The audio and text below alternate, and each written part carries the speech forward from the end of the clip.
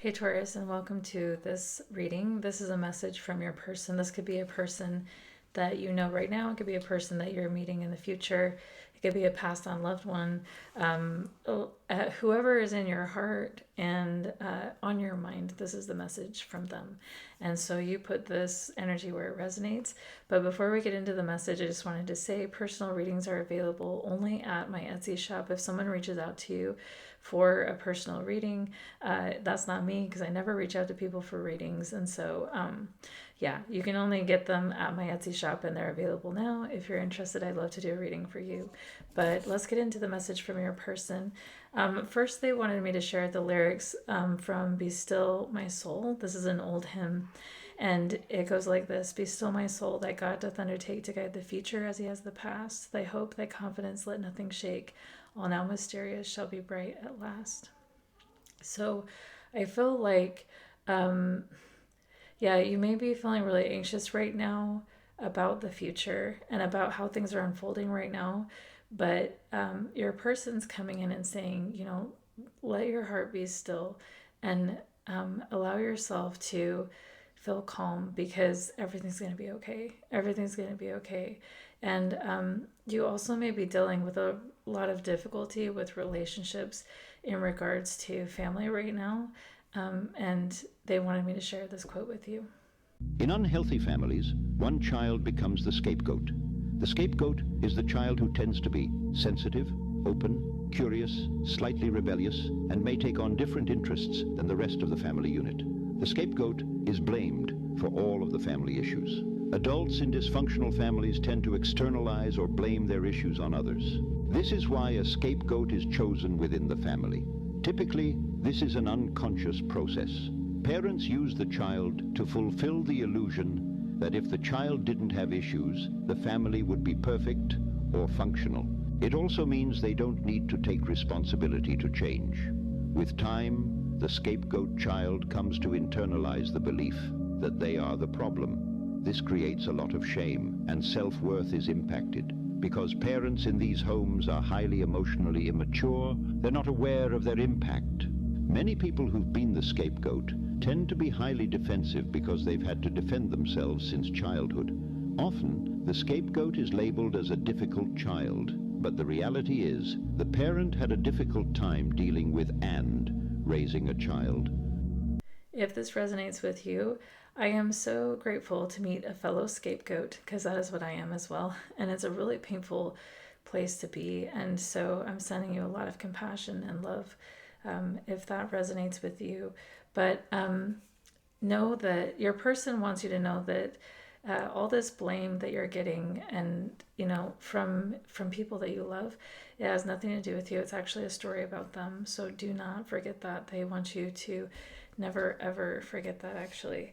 And while you're dealing with them, your person wants you to protect your vulnerability. This card reads: tell the truth about how you are. Embracing this truth can bring you into peaceful acceptance of your entire being. Your vulnerability is so beautiful. Accept your particular human tenderness and deepen your relationship with the universe. So your person is inviting you to expand and deepen your relationship with all that is.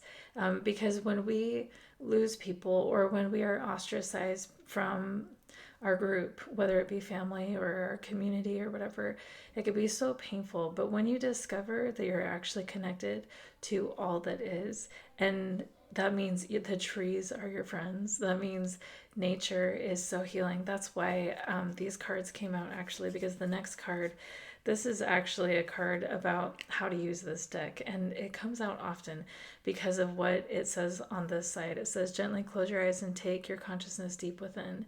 Take 3 long breaths in and out. Visualize a tranquil space inside you, a grove that is safe, serene, and secure. Feel the rightness of this place, how much you belong to the sanctuary and the protection of the earth beneath you.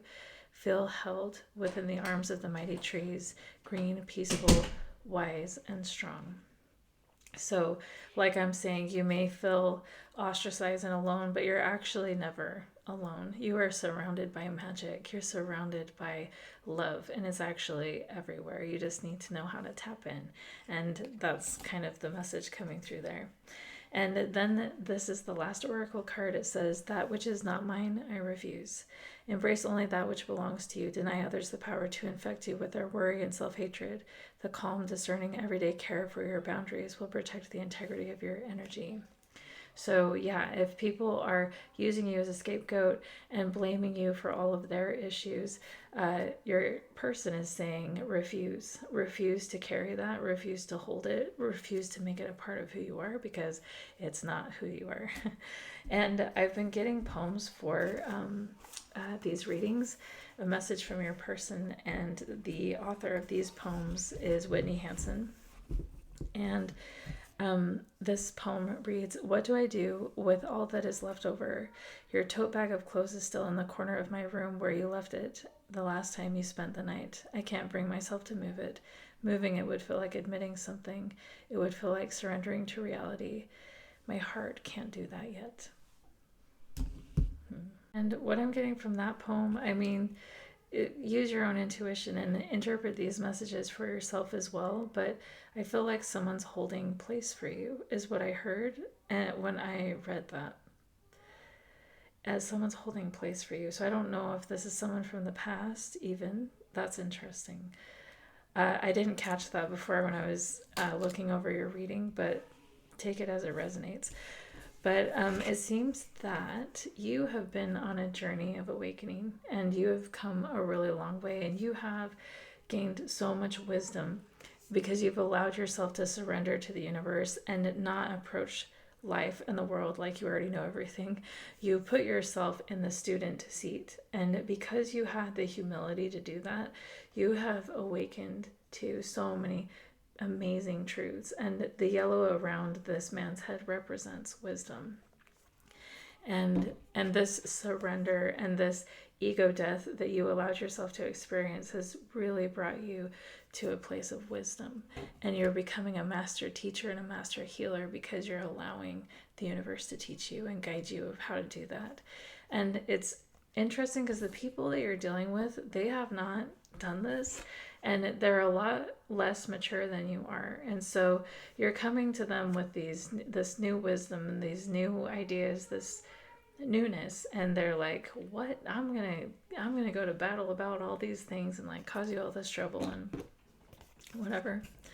And because they haven't had the ego death, they haven't put themselves in a place where they can even surrender to a place where they can be taught. And so yeah, this is you being put in the scapegoat box, which you absolutely do not deserve that, because you are a teacher, you're a master healer here. And the problem is the people that surround you, not you, and their inability to understand your journey. And so your guides are coming through again, or this person, I mean, is coming through again to say, spend time in nature, let nature heal you, let it become your home, let it become your family, let it be your temple. And that's going to really balance things out, and continue moving forward on your path. And don't let the box these people are trying to put you in hold you back, because that's what they're trying to do. Because the more you awaken, the more it makes them feel like they need to do something as well. And if they don't want to do something, they'll do everything they can to sabotage you from continuing to progress, from continuing to move forward. And so they can be comfortable.